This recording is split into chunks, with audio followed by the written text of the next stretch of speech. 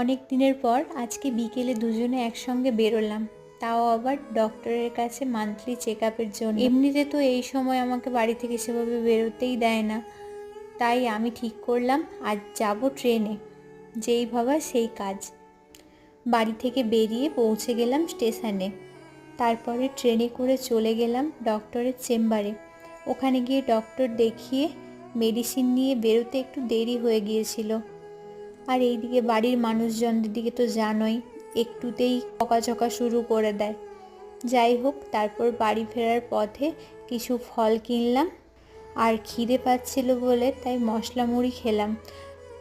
আর আমি ট্রেনে যাওয়ার সময় এই জিনিসটা দেখলে তো নেবই, সেটা হলো এই বাদাম পাটালি। তো ওটা নিয়েই বাড়ি ফিরলাম। বাড়ি ফিরতে একটু রাত হলো। চলো আজকের মতো এখানেই, দেখা হচ্ছে পরবর্তী ভিডিওতে। নমস্কার।